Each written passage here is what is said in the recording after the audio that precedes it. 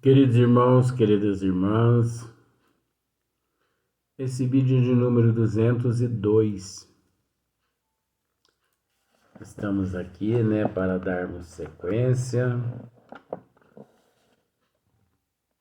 Barbosa é teimoso mesmo, não adianta teimar com Barbosa. Barbosa senta, mas Barbosa não deita.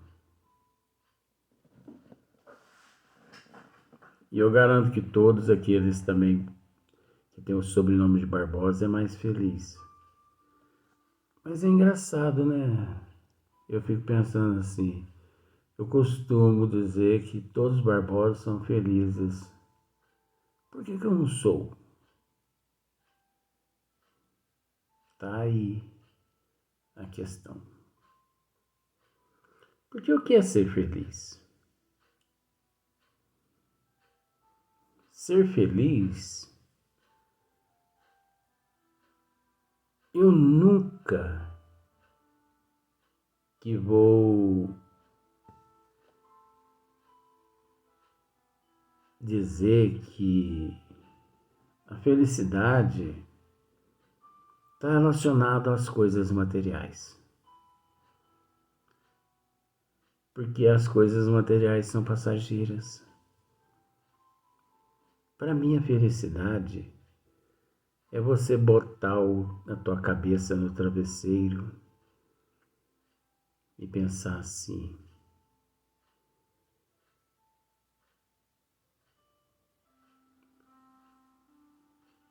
não pude hoje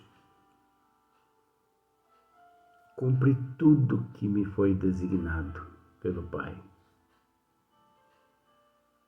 mas estou com a consciência tranquila de que dei o melhor de mim.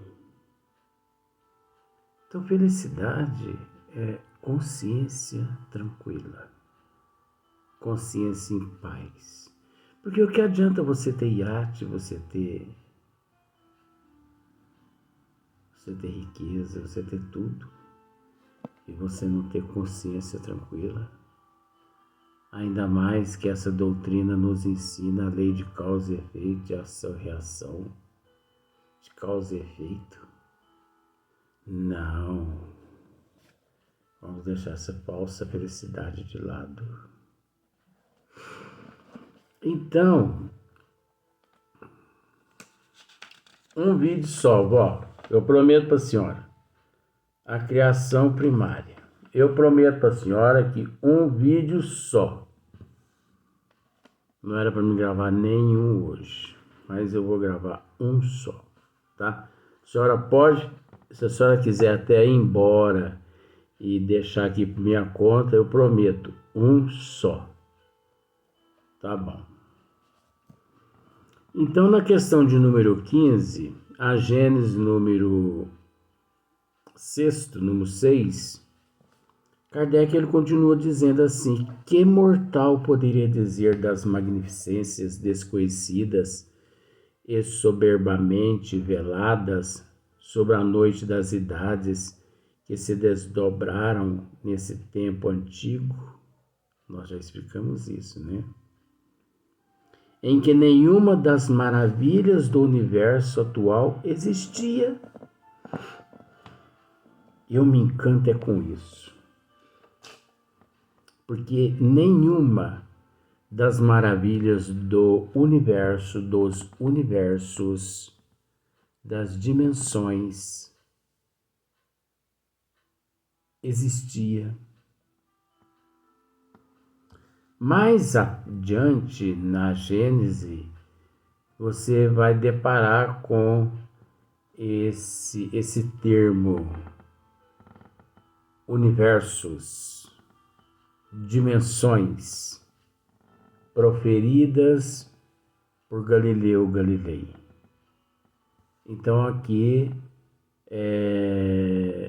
pode ter certeza que jamais levamos ao conhecimento das pessoas sem termos certeza. Então, em que nenhuma das maravilhas do universo atual existia. Pensemos da seguinte forma: o universo, vamos falar só de universo, só para ficar mais fácil. Porque o universo, ele é infinito. Se você opta pelo leste-oeste, norte-sul do universo, e se você viaja por 1 bilhão de anos-luz, e lá você para, à sua frente você depara-se com o infinito. Você viaja mais 1 bilhão de anos-luz a 300 mil quilômetros por segundo. Para. Você tem à tua frente mais 1 bilhão de anos-luz. Isso por toda a eternidade. Eu tive a oportunidade, a bênção de assistir um trabalho no plano espiritual elaborado por Tomás Novelino, por Galileu Galilei, Camilo Flammarion e outros irmãos. E eles estavam espécie de um holograma não, um refletor, né? Aquele refletor como se fosse o refletor de um cinema. Aquele aparelho lançava a imagem numa parede e os professores, Camilo Flammarion, Galileu Galilei, Tomás Novelino, esses seres que naquele momento ali proferiam palestras a respeito dos astros. Então, o sincronismo, você pode me dizer assim, Luiz, mas você está falando a respeito? Ei, gente, olha, eu imaginava que essa gênese nós iríamos acabar de esmiuçar ela daqui 2 meses, mas eu tô vendo que eu vou ter que ficar aqui até os 90 anos mesmo, viu? Oh, meu Deus do céu, não aguento isso. Não aguento ficar até os 90 anos, não. Mas tem muita coisa nessa gênese aqui para nós tratarmos. Então, veja bem para você ver o que eu vou tentar explicar. O sincronismo, a perfeição é muito grande. Os planetas, os sistemas solares, os sóis, eles não se perturbam, quer dizer, não se desviam. Se perturbam na astronomia é não se desviar. Eles não se desviam 1 milímetro da tua órbita. Agora, o que eu quero dizer que eu tive a oportunidade de aprender com esses mestres da astronomia, né? Porque tive a oportunidade de ver Galileu, Camilo Flammarion. Loucura, não é? Tomara que eu morra desse jeito. Então, eles ali nos mostraram o sincronismo. Se eu disser para você que existe, por exemplo, um sistema solar, ele vive sob a força de um outro sistema solar. Você entendeu? Eu não sei se eu vou conseguir te explicar melhor. Então, como por exemplo, ó, só para você ver, eu vou tentar fazer aqui de uma forma, né?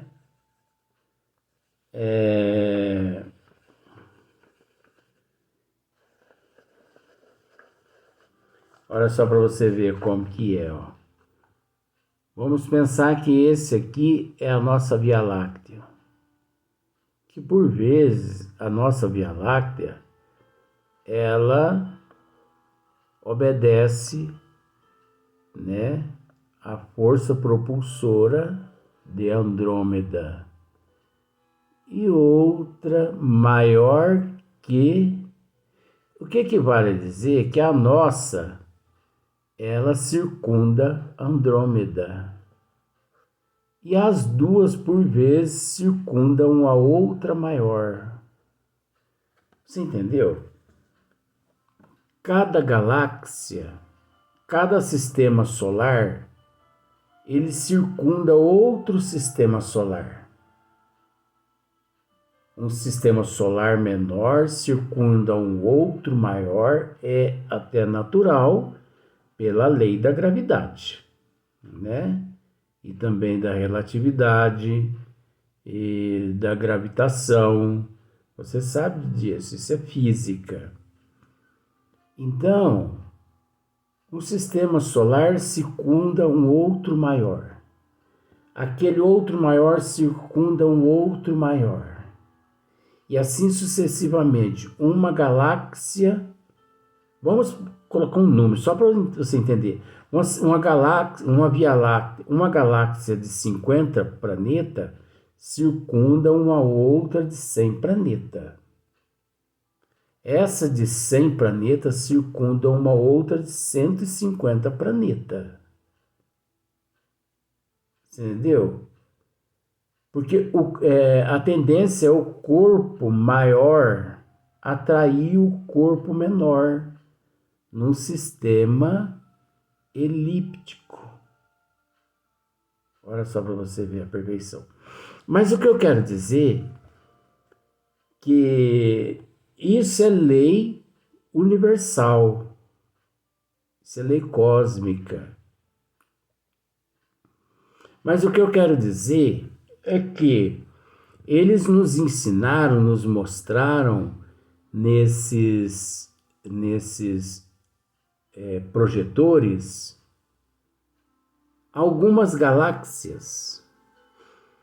Pense na nossa Via Láctea. Pensou? Bom, de uma ponta dela à outra, numa nave a 100 a 300 mil quilômetros por segundo, você gasta 100 anos para você percorrer ela, tá? Sabe o que isso significa para eles lá? Eles nos mostraram que esse tamanho corresponde a um planeta na galáxia que eles têm conhecimento. Então, eles têm conhecimento de uma galáxia que o planeta é do tamanho da nossa Via Láctea.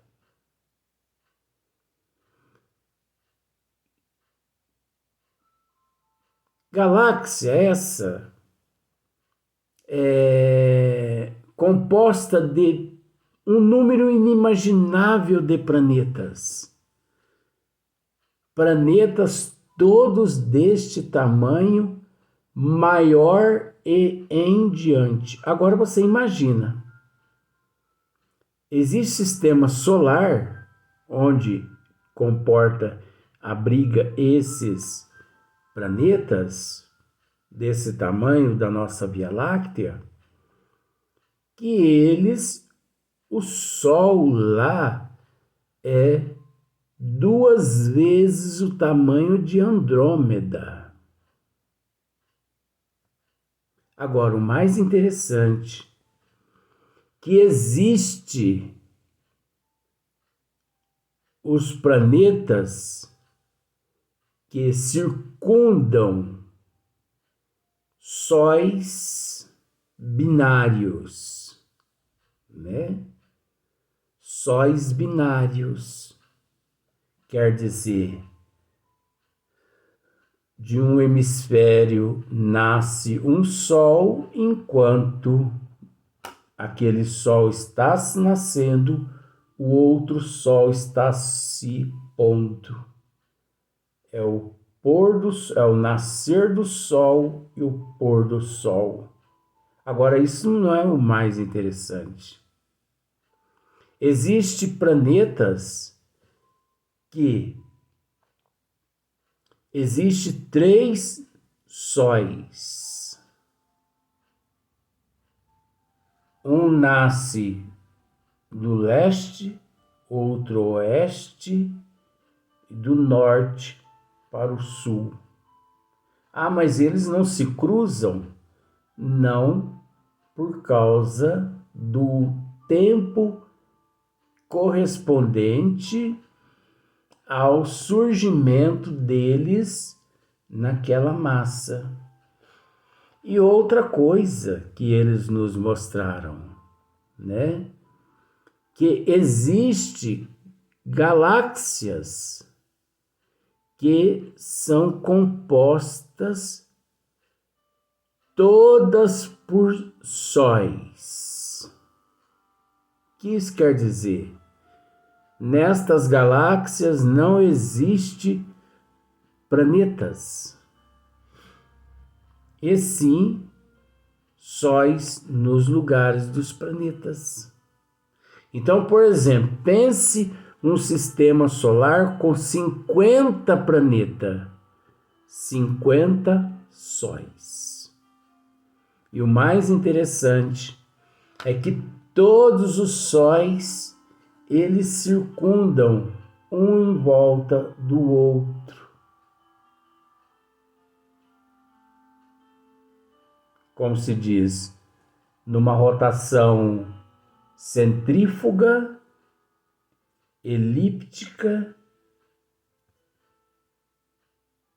360 graus. Isso pode se usar tudo. E outra coisa, as pessoas acham que as galáxias, ou melhor, que o sistema solar, eles dão volta em volta do Sol apenas, né? Mas não é. Você sabia que tudo encontra-se em movimento e num processo aspiral em grandiosas velocidades. Agora imagine os seres que residem nesses planetas do tamanho da nossa Via Láctea. Agora, quando terminaram de nos apresentar esses slides, impressionado eu fiquei de boca aberta. Foi preciso que alguém fechasse a minha boca. Fecha a boca, senão você vai babar aqui na minha camisa também. Passei a mensagem.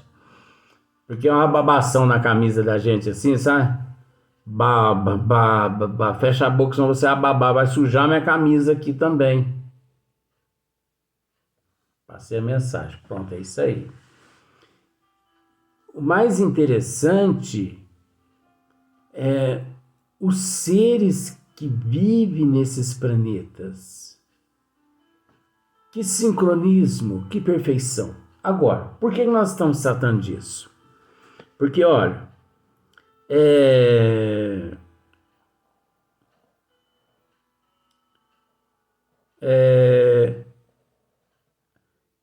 que mortal poderia dizer das magnificências desconhecidas e soberanamente veladas sobre a noite das idades que se desdobraram nesse tempo antigo, em que nenhuma das maravilhas do universo atual existia. Nessa época primitiva, em que tendo-se feito ouvir a voz do Senhor, os materiais que no futuro haviam de agregar-se por si mesmos e simetricamente para formar o templo da natureza, se encontraram de súbito no seio dos vácuos, né? Então isso aqui é muito relativo, porque no seio dos vácuos infinitos, quando aquela voz misteriosa que toda criatura venera e estima, como a luz de uma mãe, produziu nota harmoniosamente variada para irem vibrar juntas e modular o concerto dos céus imensos. Aqui, Galileu, ele se utiliza-se de uma forma assim muito, como se diz? Ele se usa-se de umas formas mitológicas, porque na verdade não foi assim que aconteceu. Como por exemplo, nessa época primitiva em que, tendo-se feito ouvir a voz do Senhor, se fez ouvir a voz do Senhor, isso é mitologia. Os materiais que no futuro haviam de agregar-se por si mesmos e simetricamente para formar o templo da natureza, se encontraram de súbito no seio dos vácuos, né? Esses materiais não se encontravam nos seios do vácuo, e sim encontravam-se no todo o eu, como Paulo mesmo nos diz, né? Que nele nós nos movemos, nele nós nos encontramos, nele nos movemos, nele nos encontramos. Então, infinitos quanto àquela voz misteriosa que toda criatura venera e estima como a de uma mãe, produziu notas harmoniosas variadas para irem vibrar juntas e modular o concerto dos céus imensos. Na verdade, nós sabemos que não é praticamente dessa forma, porque é através do fluido cósmico universal, que é aurido do Criador, a responsabilidade de dar forma às galáxias, aos planetas, aos sóis.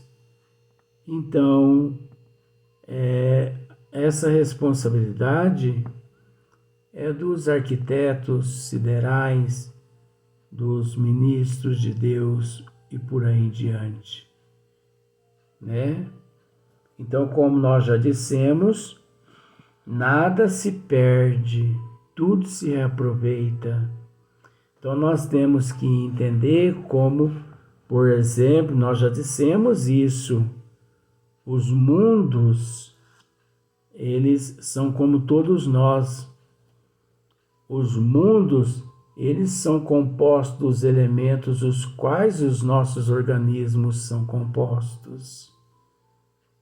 Como eu já disse várias vezes aqui, você jamais imaginaria que o teu corpo hoje, milhares de elementos, milhares não, mas